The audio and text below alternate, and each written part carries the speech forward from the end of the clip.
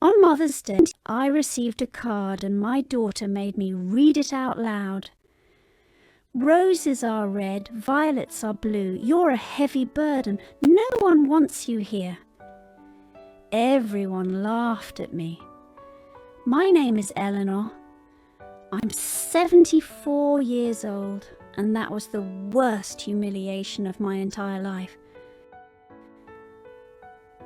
It was Sunday morning.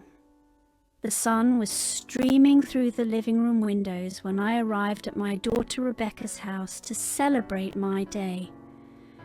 I was wearing my favourite green dress, the one that always made me feel elegant.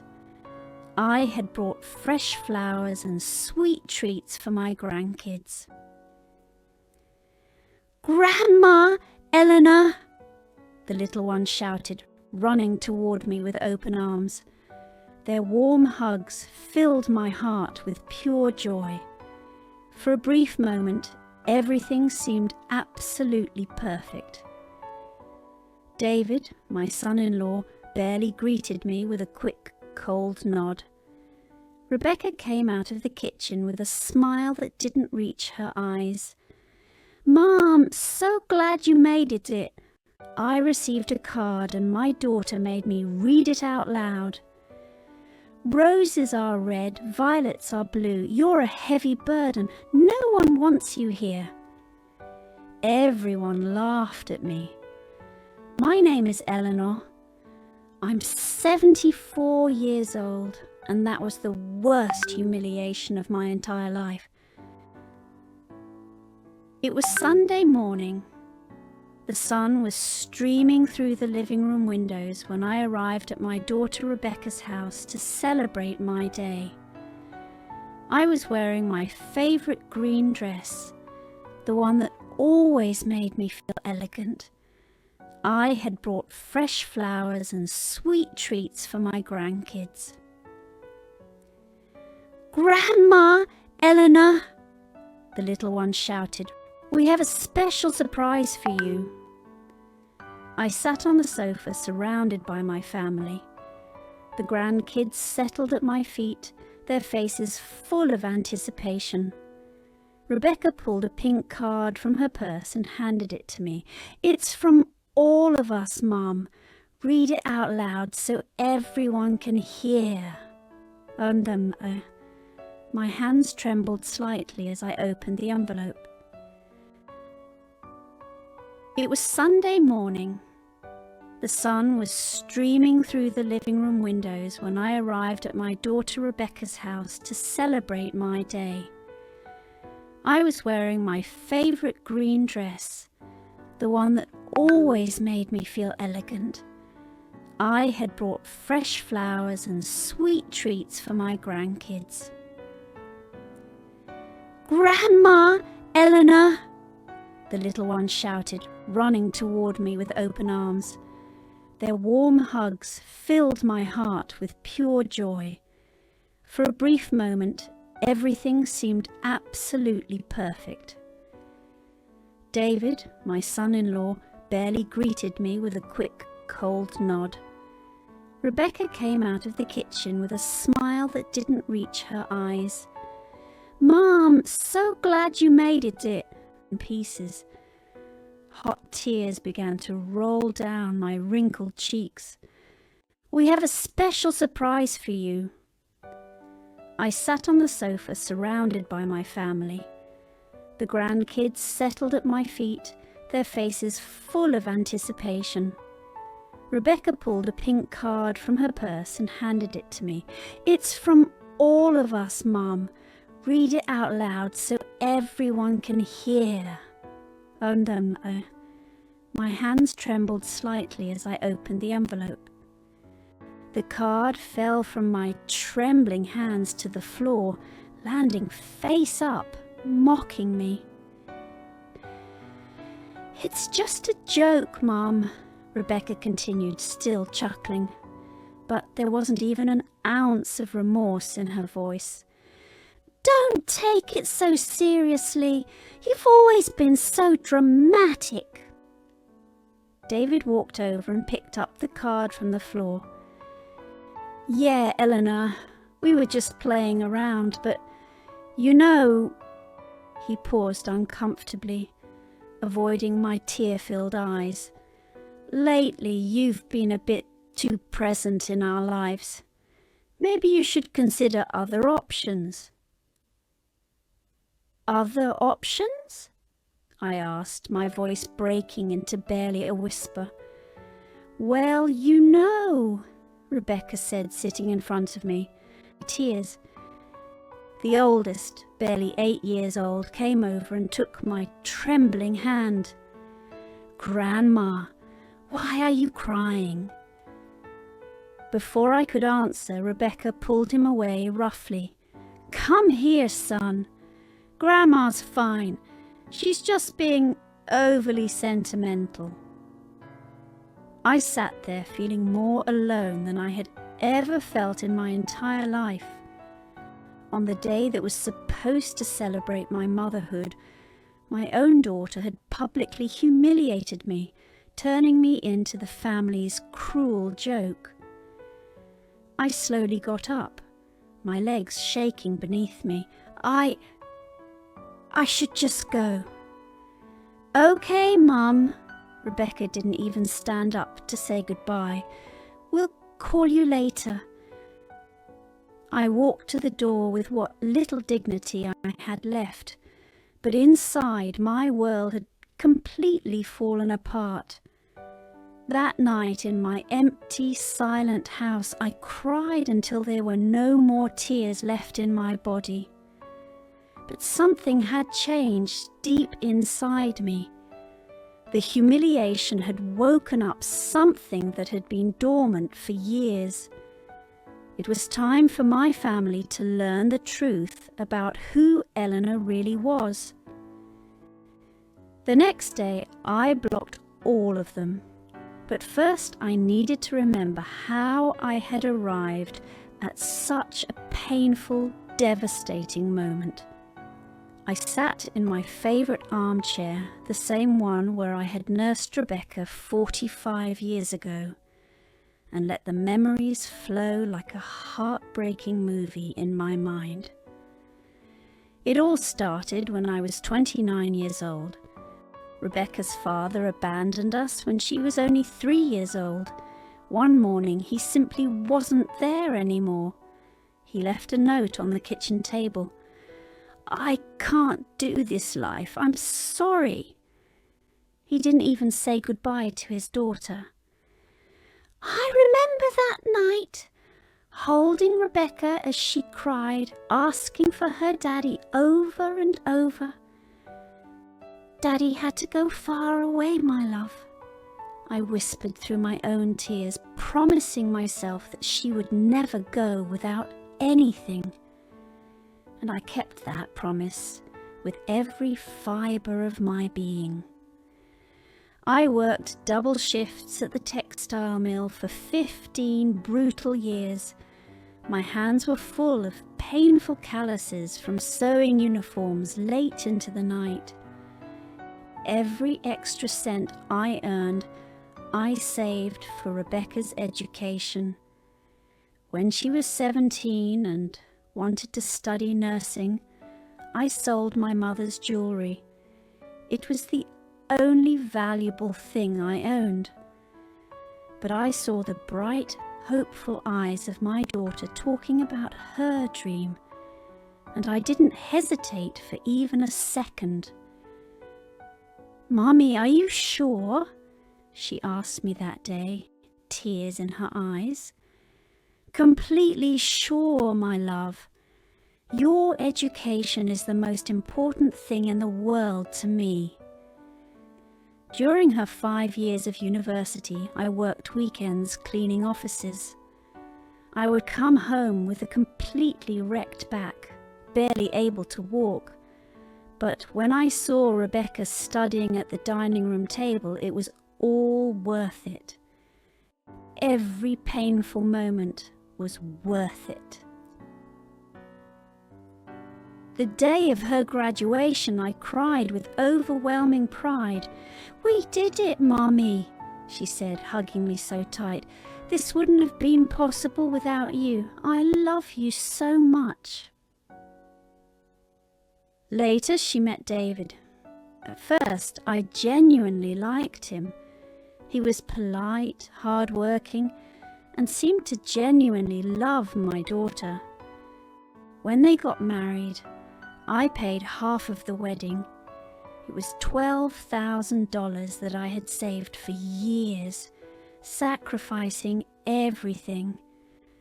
But I wanted my daughter to have the wedding of her dreams. "Mom, this is too much," Rebecca protested when I handed her the check with shaking hands. "Nonsense," I said, smiling through happy tears. "It's the most important day of your life. You deserve everything beautiful." When they bought their first home, I gave them the down payment, $25,000. It was everything I had saved, every penny. But seeing them happy in their new home filled me with deep satisfaction. Then the grandkids arrived, 2 beautiful little ones who became the light of my life, my reason for living. When Rebecca returned to work after her maternity leave, I became their free babysitter. Every single day for 3 years, I walked 6 blocks to their house at 6 o'clock in the morning. I made the kids breakfast, dressed them, took them to the park, fed them, bathed them, and read them bedtime stories. When Rebecca came home from work, the house was spotless, and the children were happy and cared for. "I don't know what we'd do without you, Mum," Rebecca used to tell me in those days, hugging me. "You're an angel sent from heaven." But gradually, something changed. The thank yous became less frequent. My opinions about the children started to be considered as unwanted interference. When I suggested that the youngest needed to see the pediatrician for his persistent cough, David told me coldly, "Eleanor, we're the parents here." The first time they spoke to me like that, I stayed quiet, hurt. I thought maybe I had been too nosy. Then the subtle, cutting comments started. "Mum, you don't have the energy you used to for watching the kids." "Eleanor, I think you got the kids' vitamins confused again. Maybe you should rest more at home." But I kept going every single day. I kept helping with everything. I kept giving my all. 2 years ago, when David lost his job, I started giving them $500 a month so that they wouldn't lose the house. "It's just temporary," they said. "Just until David finds something better." David found a new job 6 months later, but they never told me to stop sending the money. They just kept receiving it as if it were their natural right. When the kids needed new computers for school, I paid $2,000 without being asked. When Rebecca's car broke down, I gave them $4,000 for the repairs.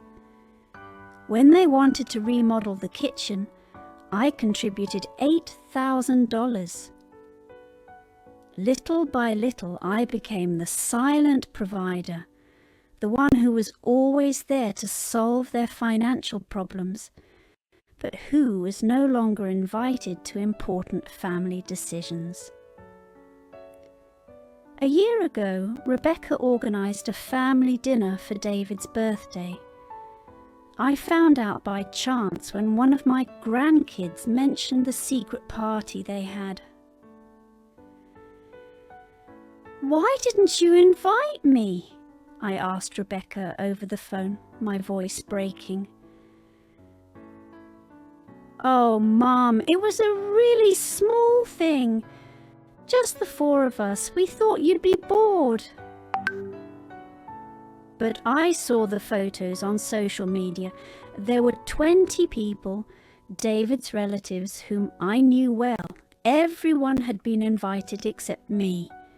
That night I cried in silence, feeling completely invisible. But I told myself it must have been an oversight. Oversights became a routine. They forgot to call me on my birthday. They cancelled our lunch dates at the last minute. When I showed up unannounced, they always seemed annoyed by the interruption. But the final straw came 3 months ago. I was at their house helping with dinner when I overheard David talking on the phone on the patio.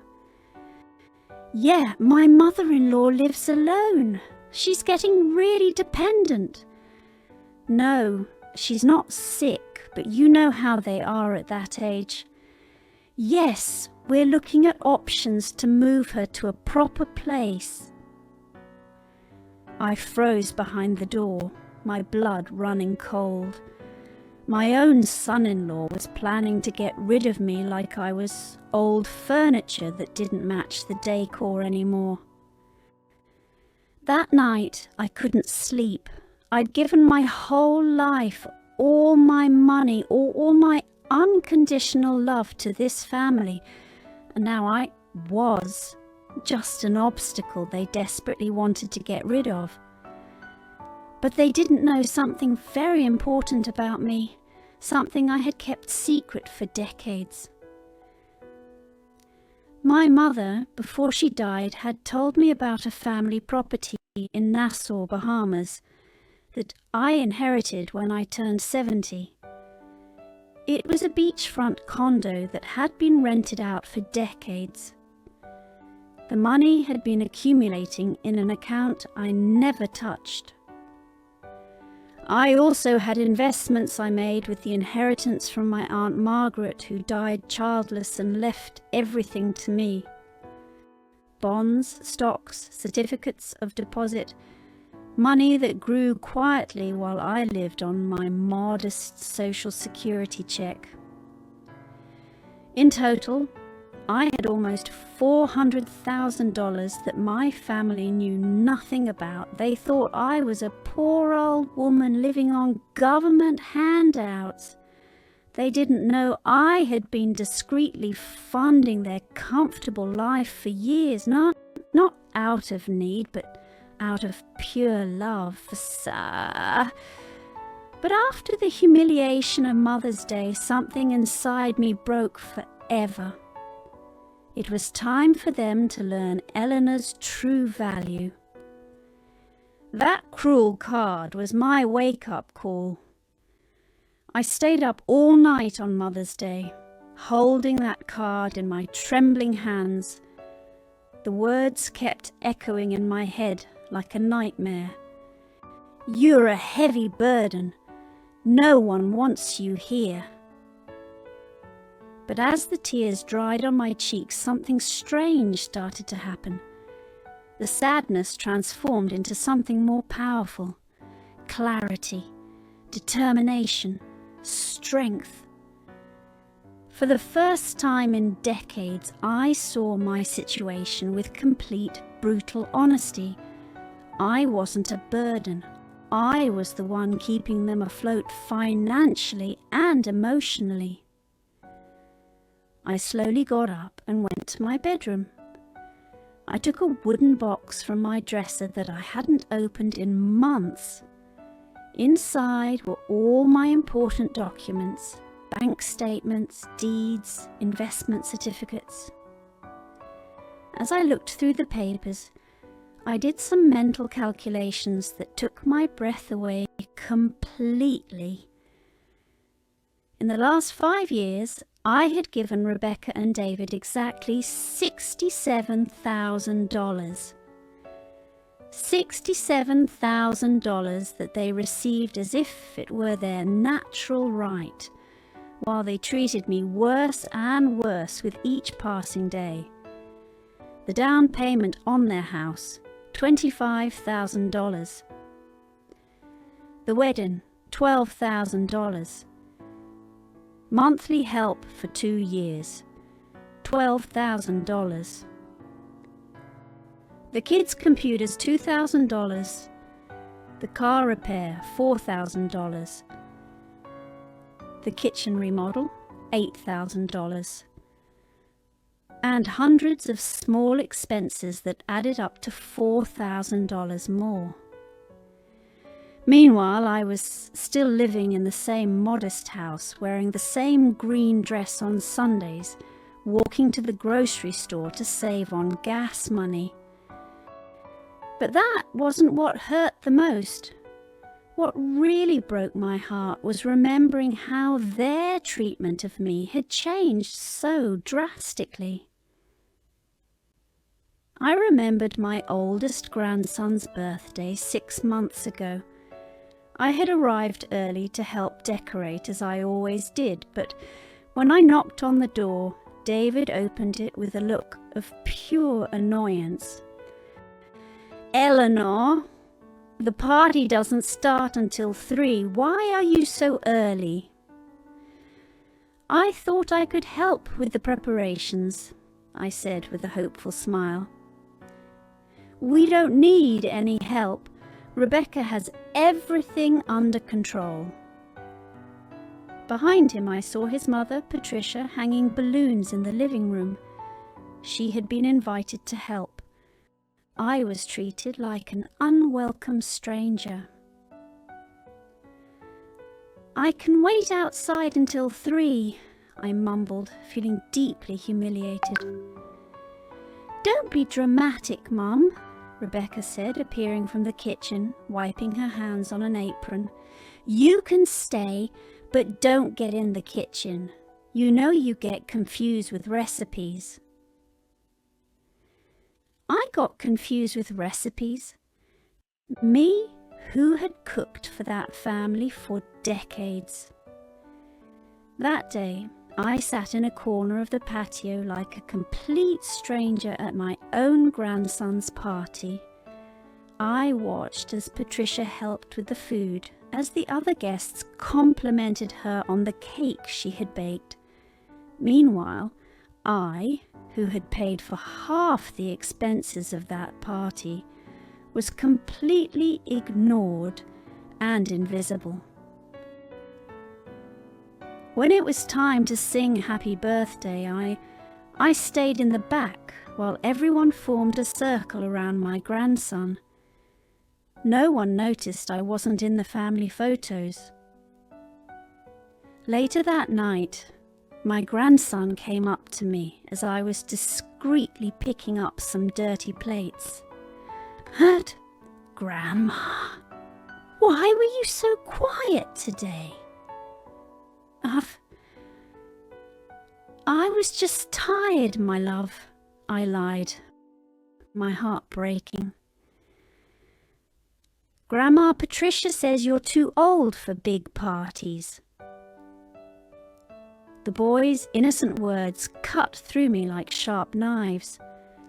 Patricia, who was only 3 years younger than me, was telling my own grandkids that I was too old to be around. But even after that humiliation, I kept giving them money, kept helping, kept hoping desperately that things would get better. How foolish I had been. I also remembered last Christmas with painful clarity. I had bought expensive gifts for everyone. A new bicycle for the oldest grandson, a tablet for the youngest, French perfume for Rebecca, a power tool David had mentioned wanting. I spent almost $3,000 on those presents, money I had saved carefully. On Christmas Eve, I arrived with my hands full of beautifully wrapped packages. The kids ran to me excited, but Rebecca quickly called them over. "Kids, put Grandma's presents under the tree with the others. We'll open them all together tomorrow." My gifts got lost among the mountain of packages they had bought themselves. When it was time to open them, no one mentioned who had given what. The kids vaguely thanked everyone for their gifts. But the most painful part came afterward. I had also brought a special gift for Rebecca, a pearl necklace that had belonged to my grandmother. It was an antique piece, extremely valuable and full of family history. "Mom, it's really pretty," Rebecca said without even trying it on. "But you know, I don't wear a lot of jewelry. Maybe you should save it for when the grandkids are older." She handed the box back to me without even opening the clasp to see the pearls up close. I had imagined that moment for months, thinking about how my daughter would look, wearing the same pearls that had adorned 3 generations of women in our family. That night, in my empty house, I cried, hugging the little pearl box tightly to my chest. It wasn't the monetary value that hurt so deeply. It was the total indifference to something that came from my heart and soul. But the final straw came 2 months ago when I got the flu. I was in bed for a week with a fever of about 102 degrees. I couldn't cook, could barely get up to go to the bathroom. I called Rebecca to ask if she could bring me something to eat, or at least ask how I was doing. "Oh, Mum, we're so busy right now. David has a big project at work, and I'm on a double shift at the hospital. Can't you ask a neighbour?" "But honey, I can barely walk." "Mum, you're not a little girl anymore. You have to learn to take care of yourself. We can't come running every time you get a cold." A cold? I had a high fever and she called it a cold. She hung up and didn't call back all week. It was Mrs. Thompson, my 82-year-old neighbour, who brought me homemade soup and made sure I took my medication. A woman I barely knew showed more concern for me than my own daughter. When I finally recovered and returned to my routine of visiting my family, no one even asked how I had been. It was as if that terrible week had never happened. And now, sitting with those bank documents in front of me, I understood with painful clarity what my real place was in my family's life. I wasn't the beloved grandmother. I was the emotional ATM. When they needed money, there was Eleanor. When they needed a free babysitter, there was Eleanor. When they needed a scapegoat for their frustrations, there was Eleanor. But when Eleanor needed love, care, respect, or simply a phone call during an illness, Eleanor didn't exist. That night I made the hardest decision of my life. I took out my old laptop and logged into my online banking. For the first time in months, I had to make some important changes. First, I cancelled the automatic $500 monthly transfer to Rebecca's account. Second, I closed the joint savings account we had opened for family emergencies, which only they used. Third, I changed my will, everything I had designated for Rebecca and David would now go to a foundation for abandoned seniors. And fourth, I did something I never thought I would do. I bought a plane ticket. It was time to see that property in Nassau I had inherited. It was time to start the life I deserved. But before I left, I was going to make absolutely sure my family understood exactly what they had lost. It was Tuesday morning when I executed my plan. I had slept for only 3 hours, but for the first time in years, I felt completely awake, completely determined. I got dressed in my most elegant grey suit, the one I had bought for Rebecca's university graduation but had barely worn. I carefully applied my makeup and styled my hair into a sophisticated bun. I wanted to look like the powerful woman I really was, not the needy old lady they thought I was. First, I went to the bank. My financial advisor, Mr. Collins, was surprised to see me so early. "Mrs. Eleanor, how can I help you today?" "I need to make several important changes to my accounts," I said in a firm voice.